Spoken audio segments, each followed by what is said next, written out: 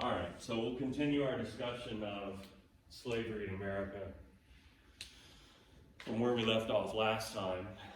And my intention was to get through the sort of charter generations, as they're called, the early generations of the enslaved in America, and have this be our sort of revolutionary generations, which would dovetail with the film that we watched, that part 2 of Slavery and the Making of America. But alas, we didn't quite get to where I wanted, so we'll pick up here talking about plantation life during those charter generations and the tobacco and rice plantations, and then briefly talk about what the film talked about or showed you, which is the revolution, and then talk about the expansion of American slavery after the American Revolution, and hopefully get us right on up to setting up being able to talk about abolitionism and the Underground Railroad next time.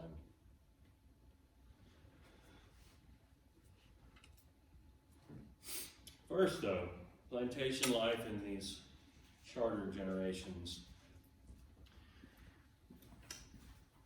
We know that most slave owners back then only owned a few slaves. Like typically the average slave owner owned 1 or 2 or maybe a family of slaves. That being said, because a lot of the big plantations were so big, in rice country, in the low country, you're talking about 200-300 plus slaves on some of those plantations. Because of that, statistically speaking, the odds were if you were enslaved, your experience would be living on one of these big plantations. Those are the odds. And we know historians have stressed to us in the last 10 or 20 years that American slavery looks different depending on when and where you're looking. So there's regional diversity, there's diversity temporally speaking in terms of time. That's why they delineate this charter generations versus revolutionary generations and so on.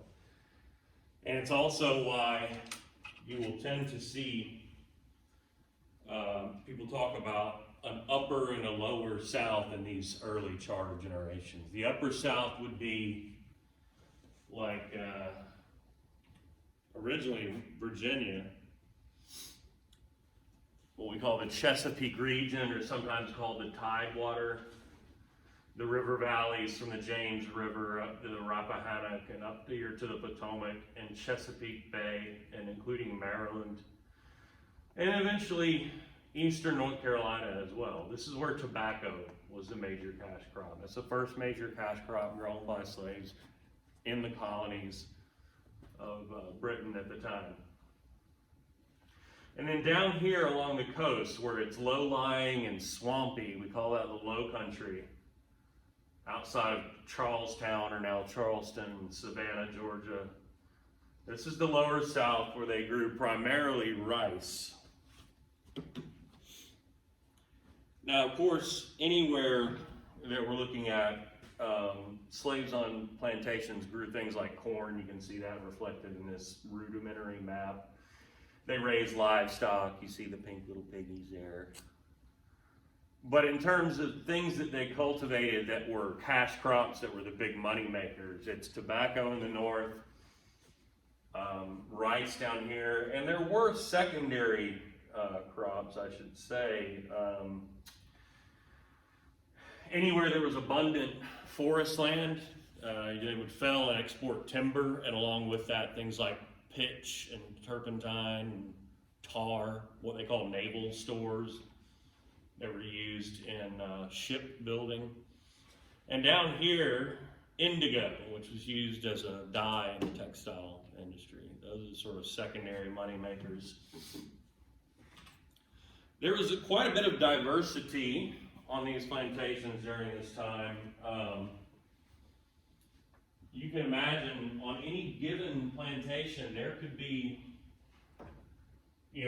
enslaved persons who had been born on that plantation. Maybe even their parents were born on that plantation. They grew up speaking English and grown up in this plantation culture alongside somebody who was newly arrived to the American colonies from Congo, alongside somebody who was newly arrived to the colonies from Senegambia. Hundreds, thousands of miles apart, different languages, different cultures, nothing in common other than with varying degrees of difference, the color of their skin and the status legally of them as chattel slaves. Alongside, maybe even on that same plantation, somebody who had been brought into the colonies from another colony in the Caribbean. Maybe even Saint-Domingue grew up speaking French, or from Santo Domingo or Cuba in the Spanish colony, and so on and so on and so on. So there was quite a bit of diversity in terms of who the enslaved were on these plantations. Now, over time, that will change. As we'll see, eventually the United States government shuts down the importation of slaves from abroad. And slaves on these plantations would be almost exclusively what we would call just African American, but not necessarily at this time. Plantations on which tobacco and rice were grown tended to work under what they call the task system. In fact, many slaves referred to themselves as the tasked, as opposed to referring to themselves as slaves, and implicitly thereby perhaps accepting the idea that they were chattel, something that was a form, historians would say, of ordinary or everyday resistance. But under the task system, slaves had a set number of tasks to be completed each day. And when that was done, they tended to, at least early on, have quote unquote free time, and I use that word advisedly. I mean the time that they could take to go back to the slave quarters, to their cabins, and tend to personal gardens that they planted. In the early days, before some of these rebellions we'll talk about, slaves even might have firearms they could use to go and hunt. They could go fish. They could hang out in the quarters and play music or tell stories. Again, in the years before the major rebellions, they could also, if they had paperwork and approval, they could travel from one plantation to another nearby. Some slaves even married individuals on other plantations that they could visit periodically and even raise a family.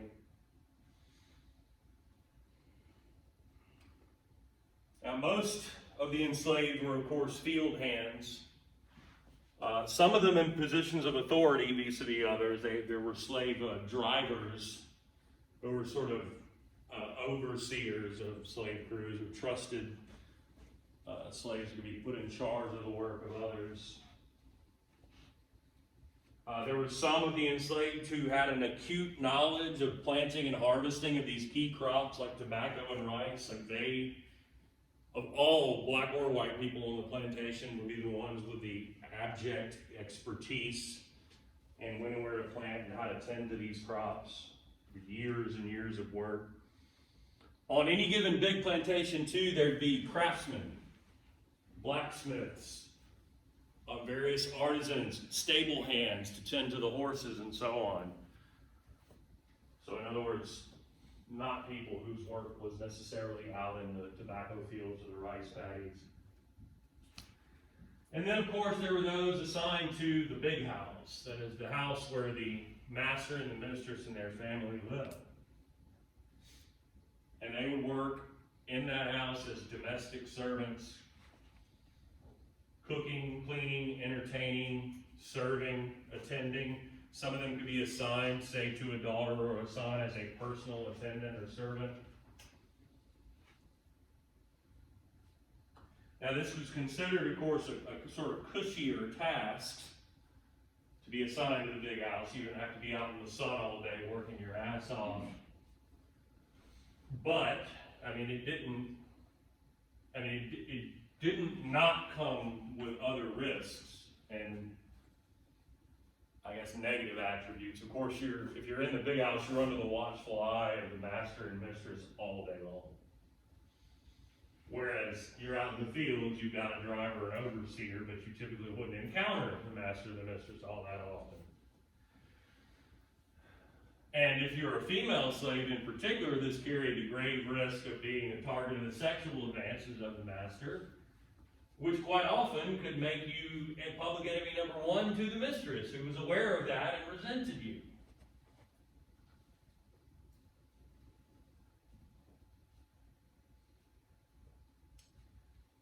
Now, there are elements of slavery that were somewhat more relaxed under the task system. And again, I use words like free time and relaxed with all understanding of irony therein. But my point in saying this here and now is that that's not necessarily going to last.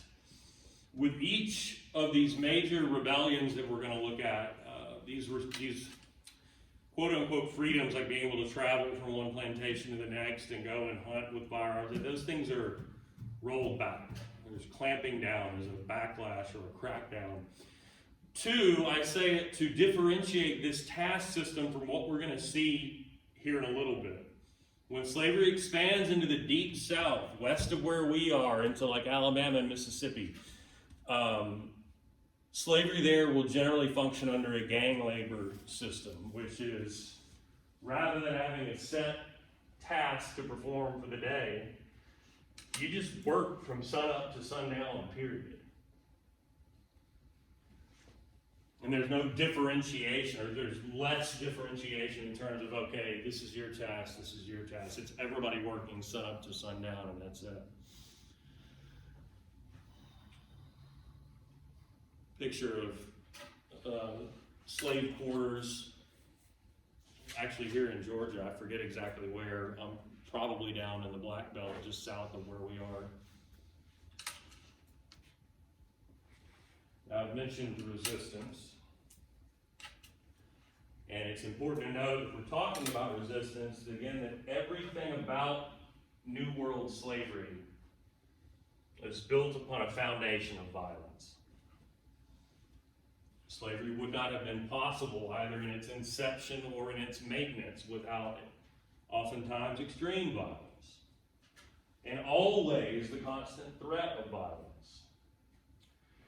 And of course, any kind of resistance or defiance would bring inhumane, violent, and often brutal punishment, ranging from whipping to be followed by salt water in the wounds, to extreme isolation, to various forms of torture and possibly even dismemberment. We're talking about forms of resistance like running away.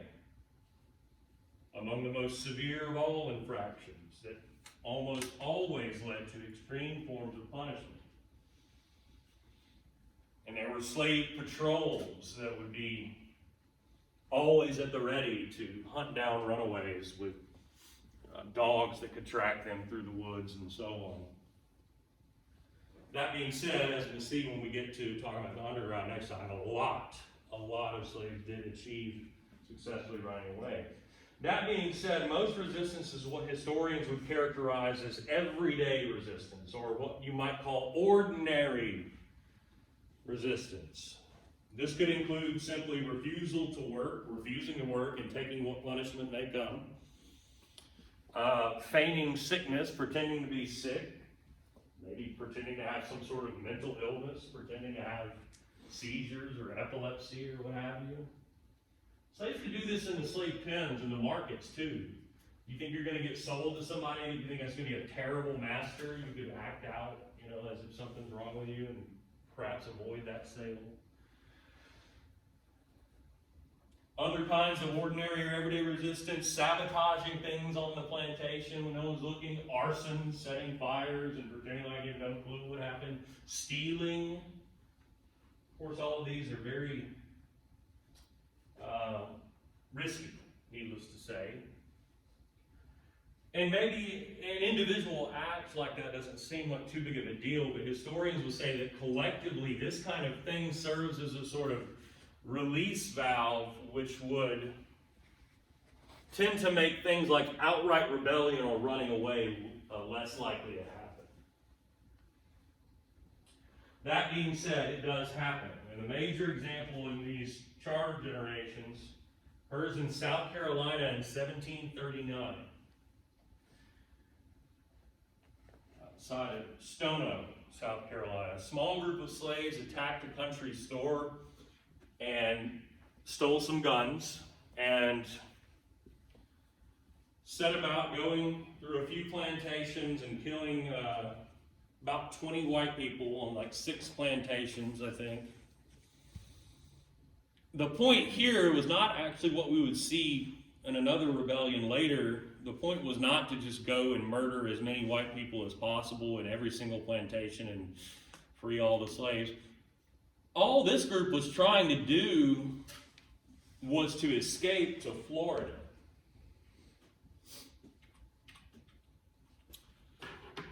Back then, Georgia was the southernmost British colony, right? This, down here, Florida, was technically claimed by Spain. Only, I don't use the word controlled by Spain, because Spain had a town here at St. Augustine that they did control. Way down here, this is way before they cleared the swamp and Miami didn't even exist down here. But way over here, they had Pensacola, and they controlled that. The interior of Florida, they didn't control that. It was Indian country. It was controlled by Native Americans who would welcome runaway slaves into their communities. And they refer to these as maroon communities. No dry words. What are you going to do? M-A-R-O-O-N, maroon communities.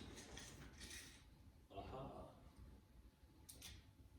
What you want to bet it ain't? It don't work. It's out. I bet my life. I bet anything on it. I lose. Hey, it was a win-win then. Maroon communities, welcoming to runaway slaves, and then the mixed communities of runaway slaves and Native Americans. One such community was Fort Mose. Fort Mose is outside of St. Augustine, near where present-day Jacksonville, Florida is, in the northeast corner. They did not make it. Militia is called up, tracks them down eventually, and they are executed and beheaded, and their heads placed on pikes throughout the colony as a reminder to any and all who would attempt the same. And as I mentioned before, a crackdown would follow, and not just in South Carolina.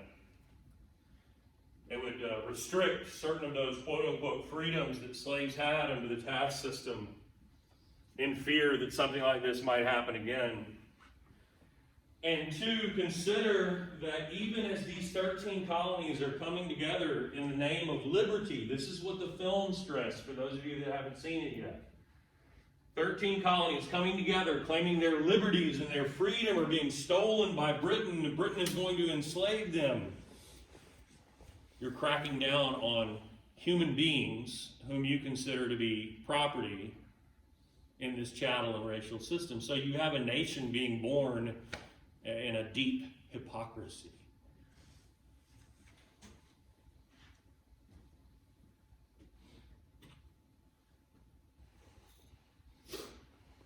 Question?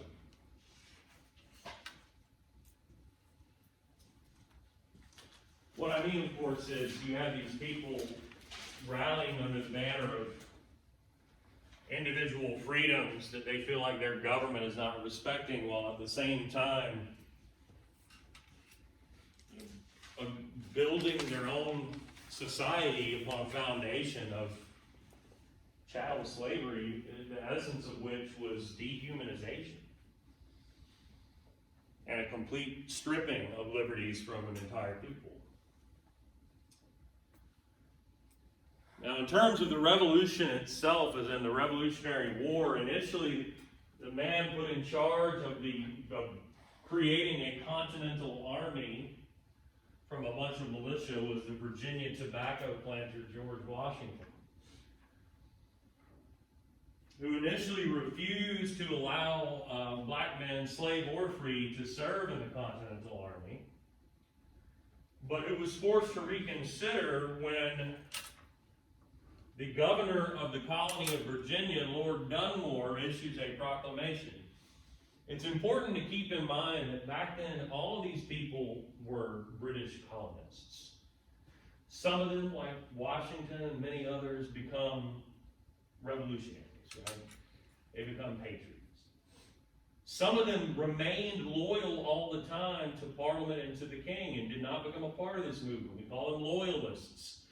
Lord Dunmore was a loyalist who continues to work on behalf of the interests of the crown and Parliament.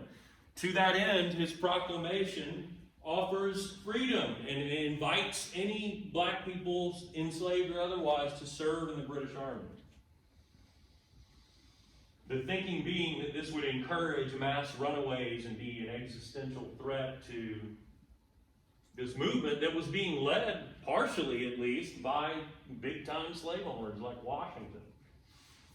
And indeed, a lot of black men did take up the call. And so Washington is forced to reverse course, initially only allowing the enlistment of free blacks, but once they see how many are enlisting with the British, saying, okay, well, we'll allow service for slaves too, and they can obtain their freedom by fighting with the Continental Army. And if you take those and combine them with those who went and fought for the British, about 5,000 black men fought in the Revolution.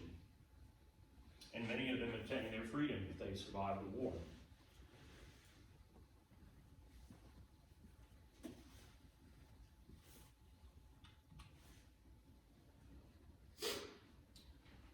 The war which America wins, of course, and begins to operate, or as it had during the war, I should say, operating under its first constitution known as the Articles of Confederation. And if you look at the top right, Articles of Confederation and perpetual union between the states. Under the Articles of Confederation, almost all authority or sovereignty rested with the individual 13 states that had been colonies under the British system. The federal government had very little power at all. In fact, there was only one branch, a legislature. There was no president, no executive branch, no judiciary or federal courts.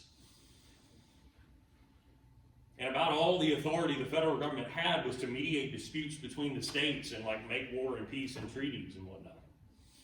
The point for this class being that policy vis-a-vis slavery was left up to the states, and some people were, well, I guess a lot of people were aware of that great hypocrisy inherent in a people fighting a war for liberty and freedom who systematically enslaved other people.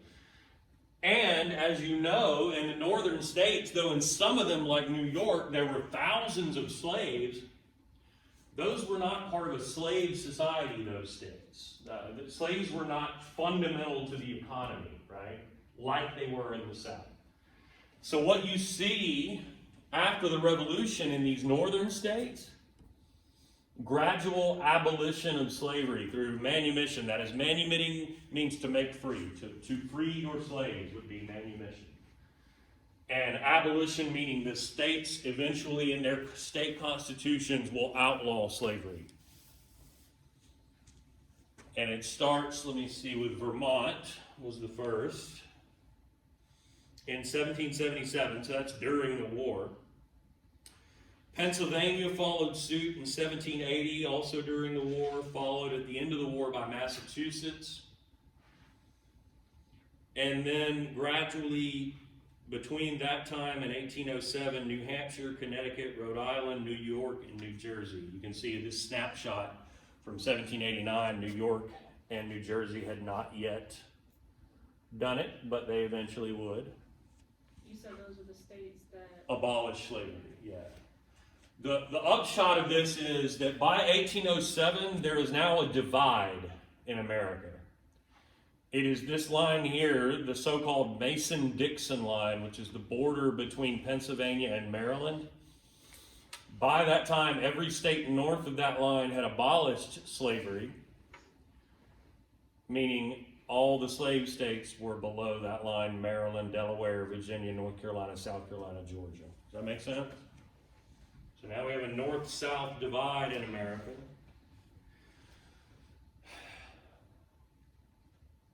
Of course, there were thousands of slaves who became free in the North as part of this process, but I have free in quotation marks, as does your textbook. It uses a variety of means to underscore or emphasize the fact that while they were not slaves, black people in those northern states had their rights severely restricted. I mean, they couldn't vote, they couldn't hold office, couldn't have like large gatherings, had to carry around paperwork indicating who they were and where they were supposed to be. They couldn't testify against whites, subjected to various other forms of discrimination and so on. And there was, of course, always the possibility that you could at any point be falsely accused of being a runaway slave from the South and kidnapped more or less into slavery. As we'll see later, that possibility is greatly strengthened when Congress makes some adjustments to the law. And if you've ever seen 12 Years a Slave, you're keenly aware of how this goes down.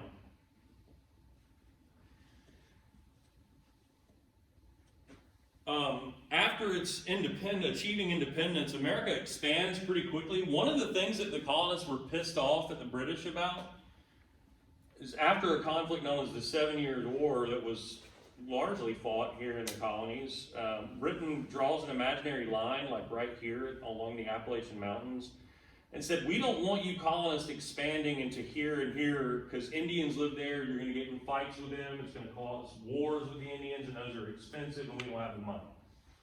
Well, they wanted to expand, and when they achieve their independence, they do, especially up in here, this region we call now the Midwest, the Great Lakes region, where Ohio and Indiana and Illinois, Michigan, Wisconsin are.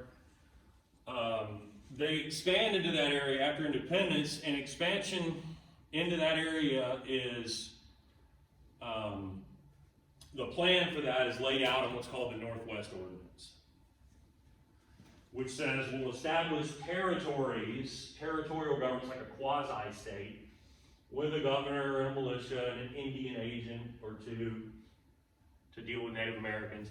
And then we have enough settlers there, you can petition and become a new state. The key for this class is that the Northwest Ordinance says none of these new states can have slavery.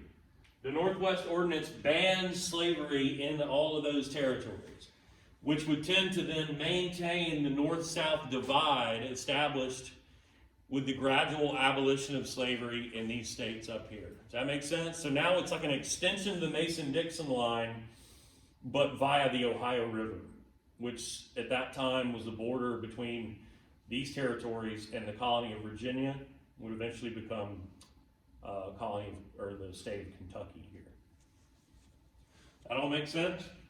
So we have precedent then for banning slavery in terms of westward expansion. What we're going to see here in a minute, though, we're about to have the opposite precedent, which is expansion of slavery as white people move into the West.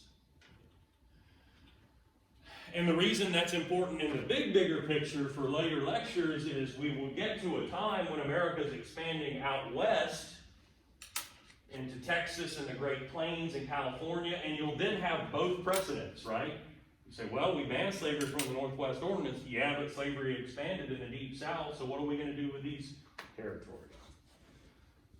Now, the Articles of Confederation is no longer our Constitution, so you know that there was something wrong with that document, a deeply flawed document, which gave far too little authority to the federal government.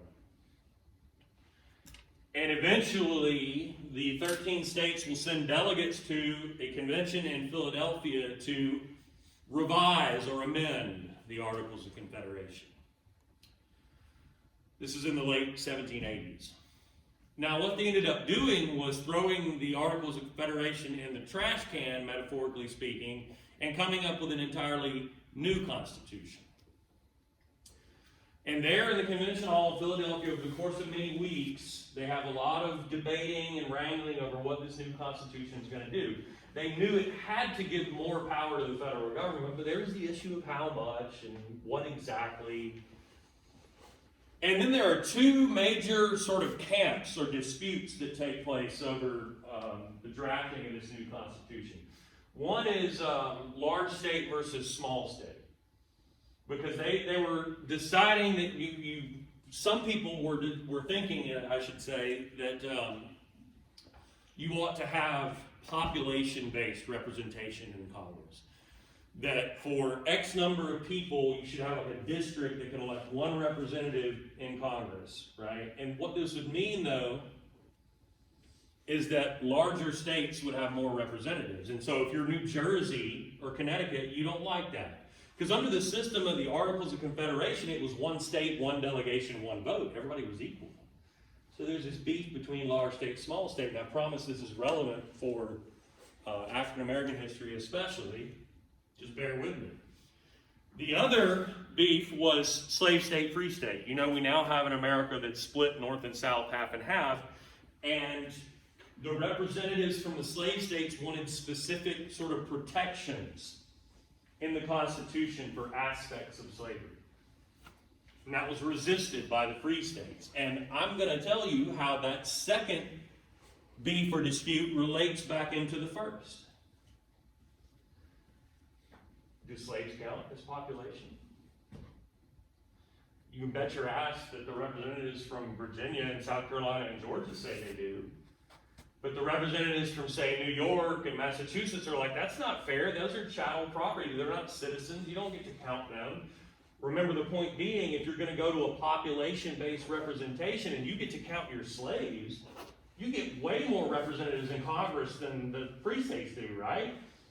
So the slave states are, yes, of course slaves count. And the free states are like, no, that's absurd.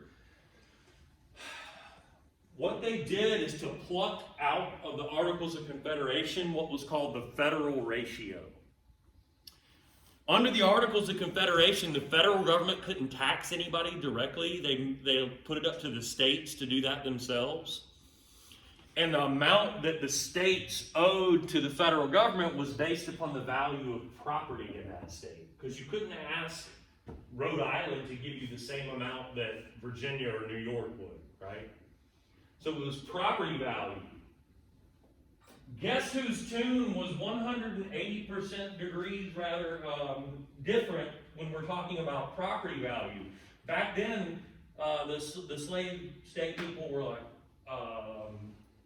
slaves don't count towards property value. They will owe you like way more money. That's not fair. And the free state people are saying, well, of course they do. They're the most valuable property there is. It's a chattel system. They make you all this money with your tobacco and rice. You're damn right. You got to pay taxes based on your value of slaves. And the compromise was to say, okay, count up the total value of property, and you owe taxes on 3/5 of that property value. And that was known as the federal ratio. So when this dispute comes up this time about representation and they change their tune, and they definitely want to count slaves, whereas they didn't when we're talking about property and tax money that you owe, the solution was to take that existing federal ratio and say, we'll apply that. We'll use what we used back then. And we feel like that's fair. In other words, for your slave population, you get to count 3/5 of the total number of slaves in your state in determining how many representatives you get in the House of Representatives in Congress. Sometimes it is said, well, that meant, the slave is 3/5 of a person. Well, that's not exactly what it means. It certainly has that connotation. But the point was you can count up your total number of slaves and then use 3/5 of that total number to determine how many more seats you get in Congress. Does that make sense? 3/5 compromise. There was some talk at that time of shutting down the importation of slaves from abroad. The slave population in America was growing dramatically just on its own. And it was thought that you didn't need to just continually keep pumping in slaves from Africa or the Caribbean. But there were some who argued, no, we're expanding, we need more, why shut it off? And what they did is essentially punt on that, if you'll allow the post-Super Bowl football metaphor. They said Congress will not do anything in this regard for 20 years. It will revisit the issue in 20 years and then see what happens. Slave trade clause. And 20 years later, they did, in fact, shut it down. And then finally, fugitive slave clause says, just because a slave runs away, escapes, and makes it into a state that doesn't recognize slavery as legal, that is a free state that had abolished it, that doesn't make that slave free. In fact, the state is obligated to return that slave to his or her master or owner. Now, in none of these clauses does the word slave or slavery or master appear. Almost as if they were so aware of the hypocrisy of a document dedicated to human liberty containing those words, they go out of their way to use like legalese and say like a person to whom service is owed, or in the Three-Fifths Compromise, it's like adding to the total number of free persons 3/5 of all other persons. They couldn't bring themselves to put those words in there, but make no mistake, slavery is established and protected by the American Constitution as it was first written. Questions? What did you say about the slave trade clause again? So when I say slave trade, I mean international. The importation of slaves from abroad, as in Africa and the Caribbean. There was debate as to whether they should shut that down and stop importing. The slave trade clause says we won't do that for 20 years, and then 20 years from now, Congress can decide whether or not they will. Kind of just setting it aside for the time being, because there was so much, debate as to whether they should or shouldn't do that. Does that make sense? What else? Wait, so they didn't do anything for 20 years. So they didn't decide. Correct. Yeah, it was like it was almost like they felt like there was a balance of people in Congress who might vote to shut it down. And so the compromise was to say, all right, we will prevent that from happening for 20 years. Then you can decide. And so it was 20 years later in 1808 that Congress did vote to shut it down. But there were enough people who felt like as you were expanding, you needed to keep slaves coming in, that they were able to squeeze this clause in there so they could kind of protect importation of slaves for, at least another couple of decades. Does that make sense?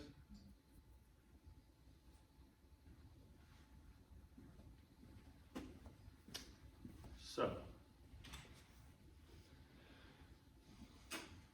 talk some about the quote-unquote free black people in the North, those who were at least not slaves,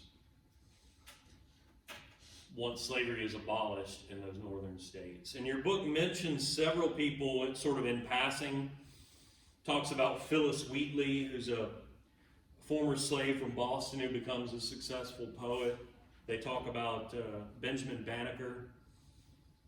Banneker becomes a mathematician, an astronomer, an inventor. They talk also about Prince Hall.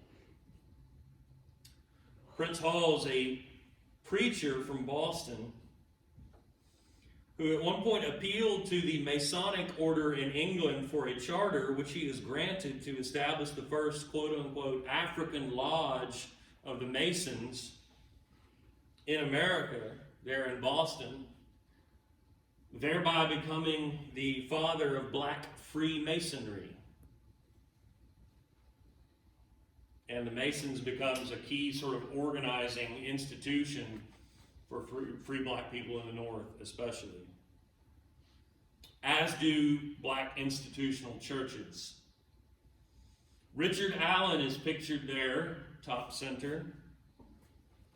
Richard Allen attends a white Methodist church initially in Philadelphia, and finally gets fed up with being humiliated and treated poorly in said church because he is black.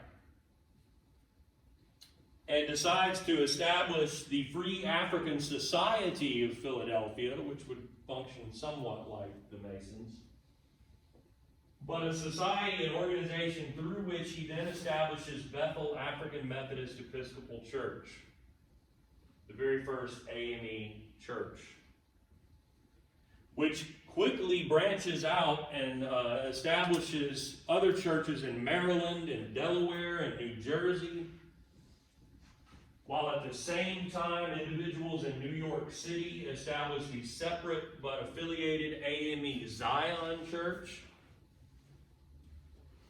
You got Bethel AME and Zion AME.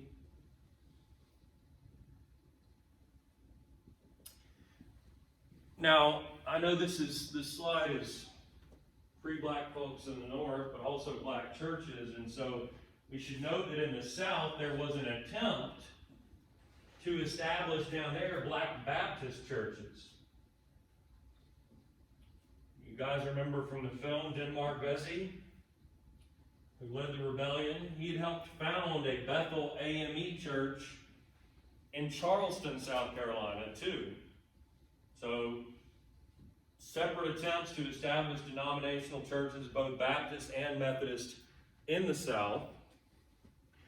But you also know that Vesey, as I said, leads a rebellion in 1822 that was betrayed at the last minute by a house slave, and that Vesey was executed, and there's a crackdown that follows, just like we saw after the Stono Rebellion, part and parcel of which was refusing to allow black people to establish churches that they felt would be vehicles for plotting rebellions like Denmark Vesey's.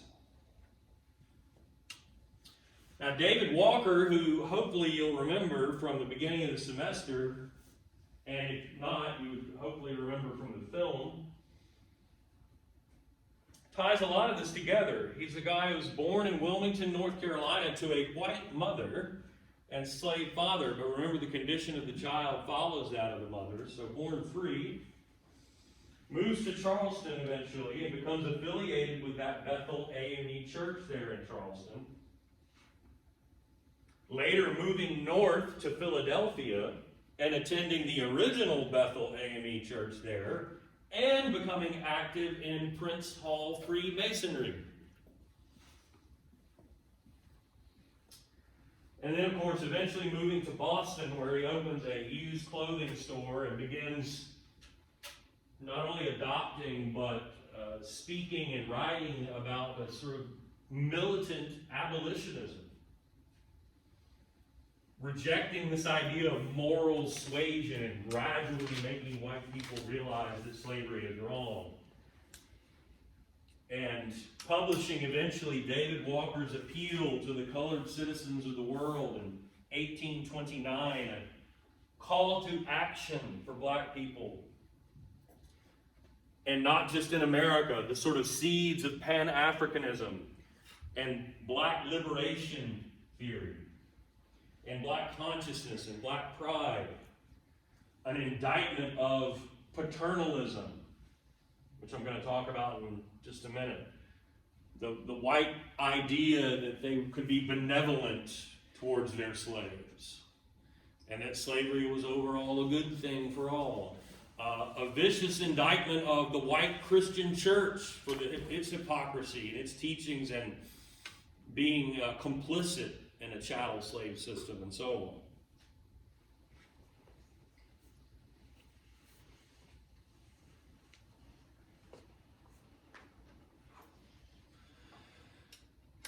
Well, I mentioned when I brought up the Northwest Ordinance a moment ago that you had that as an example of preventing slavery from expanding as America moved west. Well, we have the opposite here in the Deep South. In the 1830s, 4 converging factors that allow for the mass expansion of slavery into what's nowadays Alabama, Mississippi, Louisiana. I'm going to blow this map up and let you see better.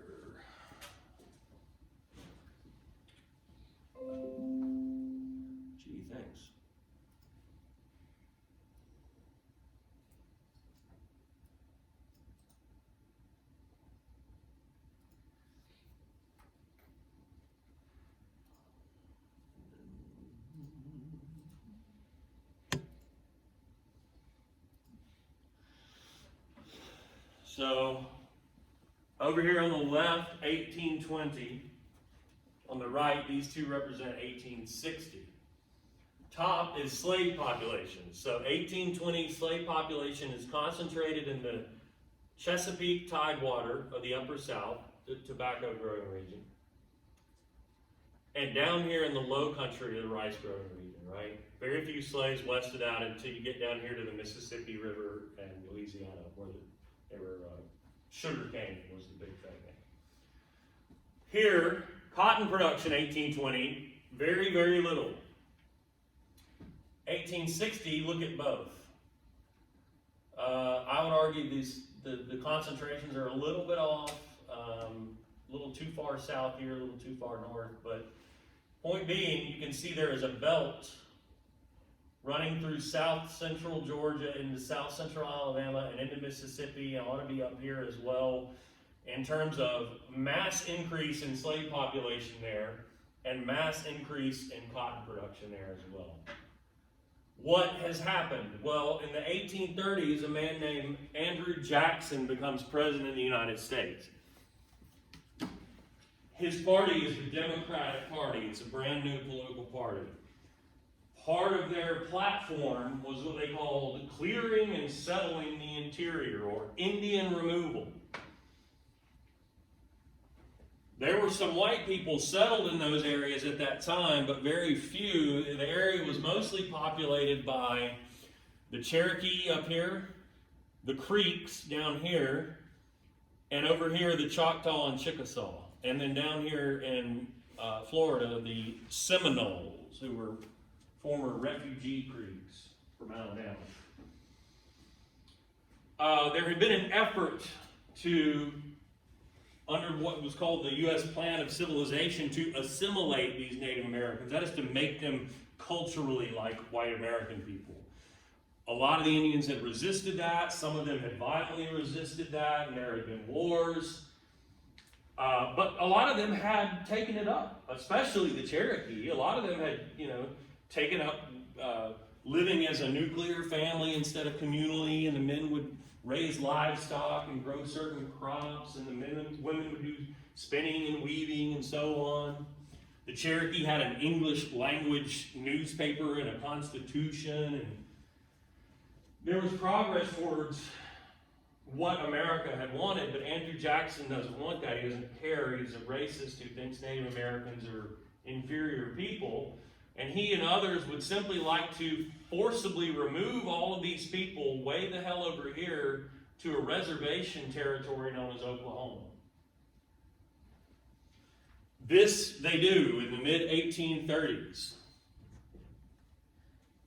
And that land is cleared as they had wished for an expansion of white settlers into that territory, who bring with them, of course, slaves. In fact, a sort of sub-factor here is that the economy, especially up here in the old tobacco regions, was kind of faltering a little bit. Tobacco wasn't what it once was. And so some of those big plantations there, those plantation owners feel like they got to keep the books right and keep, a profit. They might have to sell some of their surplus slaves, even breaking up families in the process. But the point being, they've got plenty of slaves to sell down in markets in Montgomery or Columbus or Jackson or New Orleans, Natchez. So a very lively domestic slave trade then will fuel an expansion of slavery into these deep south areas, with much of those slaves coming from the old upper and lower south over here. Remember, there is no more importation of slaves from abroad. What about factor 2 here in this black belt? They call it the black belt, not because it's populated by a lot of black people, although that is an obvious fact. They are descended from the slaves who tilled this land. It's because of the color of the soil, the deep, rich black soil, which was ideal for growing long staple cotton. So factor 2 is environmental, realizing that the climate and the soil of the Black Belt were perfect for cultivating this new cash crop. In And factor 3 is economic. Industrialization in Britain and in the northern states of America. The very first textile mills, using new machinery, allowing fewer people to work for wages and produce more textile product, fabric, linens, clothing. No longer was wool the go-to material for that. It was cotton. And so there was a massive increase in the demand for cotton that allows you to sell more and more and more of it. One of the reasons cotton had replaced wool as the go-to material is the cotton gin had been invented, a device which makes it way more efficient to separate cotton fiber from seed and stem. And that is factor 4, the invention of the cotton gin, technological factor. All of this comes together to create a cotton kingdom in the Deep South. That's what they said back then. Cotton is king. It becomes far and away America's most valuable export. It surpasses rice and tobacco, in other words. And it's a short little window here because we live in the Deep South. We have perhaps an inclination to think about slavery and immediately think about cotton. But if we take a step back and look at the centuries of slavery in America, we have to appreciate that cotton was only king, so to speak, for about 30 years between this point and the Civil War. But it was incredibly valuable, and the work of the slaves who planted and harvested it makes a small group of planters very, very, very wealthy.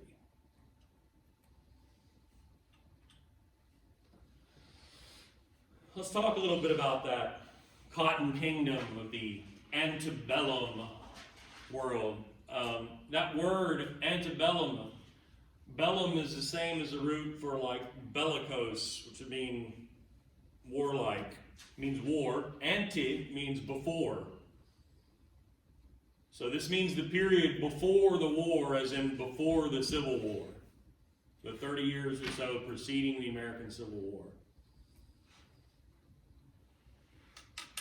The textbook I've used in the past in my U.S. history class kind of opens its chapter on this period by presenting two sort of stereotypes of the antebellum South. One that was very popular with white people in the South for much of the 20th century, that is the South portrayed in the film Gone with the Wind. And its main character there, Scarlett O'Hara, which portrayed an old South in Atlanta, built upon the idea of paternalism. This is the notion, pater in paternalism is the Latin root of father. The idea that in paternalism, slave masters, the men, are like fathers to everyone on the plantation, including the slaves, who are like his children. And of course, it is in his best interest to treat them well, to make a good paternalist, make sure his slaves are well fed and well clothed. And by doing so, they are loyal and obedient to him, and everyone is better off. Because these slaves, as an inferior people, need someone to act as that sort of father figure. And they're obedient and grateful and even perhaps naive and subservient. You see this in Gone with the Wind. This is the Mammy character, which in some ways is kind of spot on, because a lot of those plantations, the black women raised the white kids. And of course, there was often very affectionate relationship there. Where it goes off the rails is that when the Civil War breaks out, and all over the South, as we know, when the Union Army gets near, slaves run away by the thousands. Particularly after the Emancipation Proclamation was issued and becomes common knowledge. And Gone with the Wind, Mammy remains loyal. She would never leave Scarlett because she loves her, and there's that connection, paternalism. It wasn't just the master, it was the mistress too. You might remember me reading from that textbook early on in one of our first class meetings where they say, well, the mistress is the best friend the slaves have, and they know it, and they love her very much. This is all what white people are telling themselves. And two, the Gone with the Wind gives you this image of the South that was huge, big plantation mansions and a virtuous and talented and honorable white aristocratic society, the glorious world in which everyone was happy until the nefarious Yankees swept in with their war of aggression and it was all blown away and it's now gone with the wind and so on. On the flip side of that, they talk about a book that was written by an abolitionist named Harriet Beecher Stowe, and that's Uncle Tom's Cabin. The point of which was, of course, to make people disgusted of the realities of slavery in the South, but that perhaps overplays its hand a little bit and presents like all slave owners as sadistic and cruel rapists and torturers, as arrogant and ignorant, all purposely breaking up slave families left and right and selling slaves, as they would say back then, down the river Natchez way, lording over their communities, including of lesser white people and so on. There's reality in both of these. There is some reality in both of these stereotypes. But there's also a lot that maybe, again, sort of overplays its hand, or in the case of Gone with the Wind, is just out and out wrong. And so what the point here in presenting these two was to say the reality of the antebellum South was somewhere in between these two extremes. Does that make sense? I think 12 Years a Slave, how many of y'all have seen the film? So a couple of you. I think it does a good job of sort of showing you examples of a little of each or somewhere in between, you know what I mean? We don't like nuance in our society. We don't like to admit that there's nuance to things, and things are either this or they're that, and I think that film, just as an example, shows you a little bit of nuance. In any case, we could talk about too regional and socioeconomic diversity. Regardless of what you'd see in a Gone with the Wind, not every white family or person owned a huge plantation and 100 plus slaves. In fact, only about 25% owned slaves. And combine that with what I was telling you earlier, the reality that the average slave owner only owned a few slaves, one or two, or maybe a small family. If we consider somebody to be not just a slave owner, but a planter, planter's like a status, is a big-time slave owner. If you were to put the number, and historians will bicker about what the number should be, because they don't have anything better to do. If you were to say, okay, if you've got 20 slaves, that makes you a planter. If that was the standard, less than 4% of adult white men in the South would qualify as planters.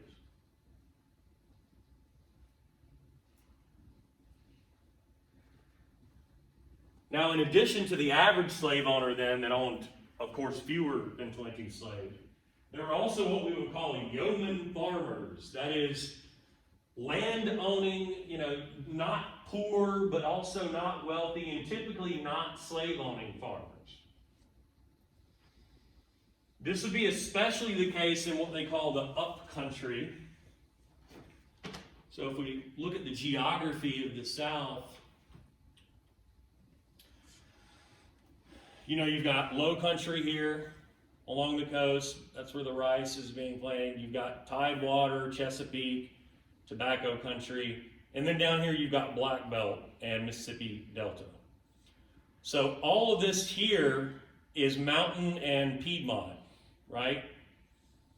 So when they say upcountry, if you think about like in South Carolina, you'd start out in the low country where it's flat and low along the coast.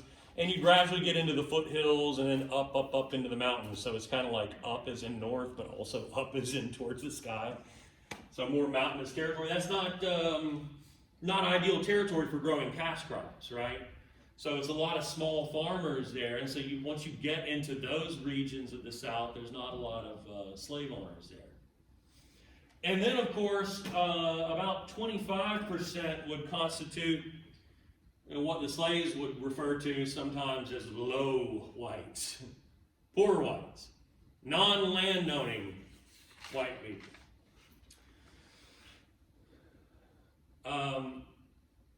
And when they called them the low whites, they meant not only are they low on the totem pole, like socioeconomically, they meant to impart that they lacked the refinement, if you will, of some of the best of what they might call the quality or the wealthy slave-owning white caste.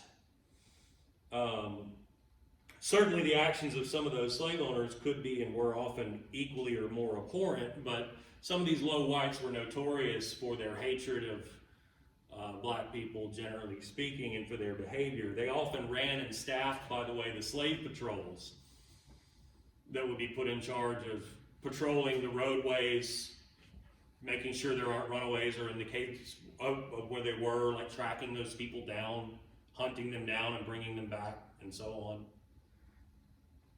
which could be a brutal process.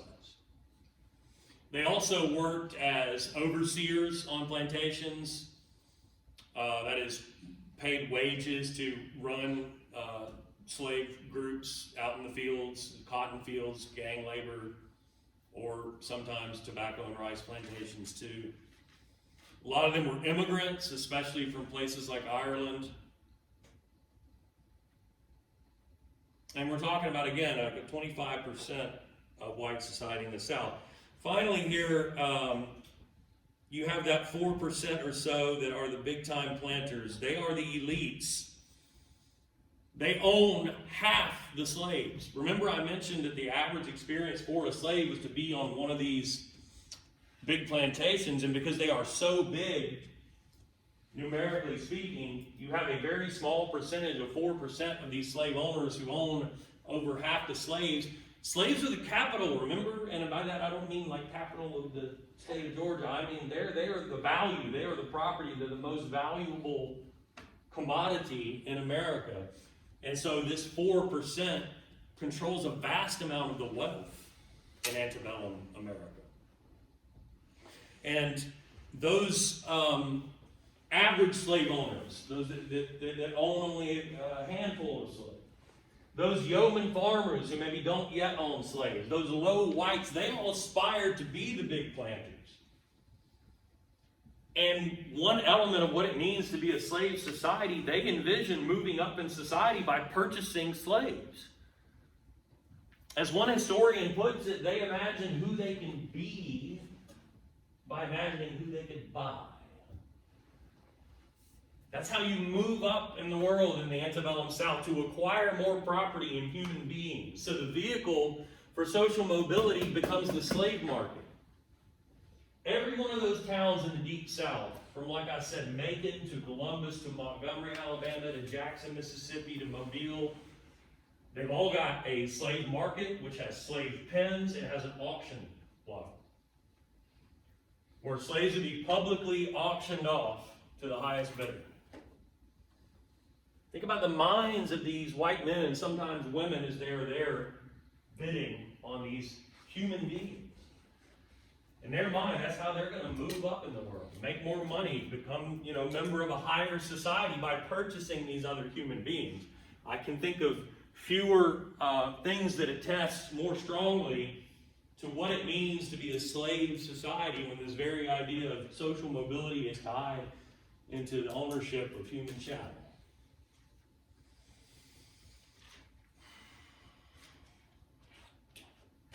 So these parameters of white society that I've put you through here, they circumscribe the possibilities for slaves and for free black people, both in the South, there were some, and in the North. And while most slave owners only owned a few slaves, most enslaved people, as I said, lived on plantations. So, of course, the institution of chattel slavery put extraordinary limits on their lives, but they did make a life there. Another image of the slave auction. So let us look finally in our last, we have 5 minutes, so we may not make it. In our last few minutes at the world that the slaves made, as it has been put. only got 3 minutes left, so actually, I'll just do the first couple of bullet points and we'll finish this next time. Speaking of which, well, today is Monday. We'll do a quick check of where we are at for my own purposes, if nothing else. Let's see. Question? Anything? No internet connection, come on. So, I guess I'll spend the last 3 minutes fiddling around with this. I'm just trying to check and see, we should have one more lecture before the next quiz, does that sound right? Yeah, because we have a quiz on the 15th. Okay. So Wednesday should be, So 15th is Monday, right? yeah, so Wednesday will be lecture 3 for this period, and then that quiz will be Monday, is that right? Yeah. Okay. Well, then why don't we just stop there? It's 12:44, so, I'll throw this on to the front end of that next lecture, and then we'll go from there to talk about, the Underground Railroad and the abolitionist movement, and eventually emancipation.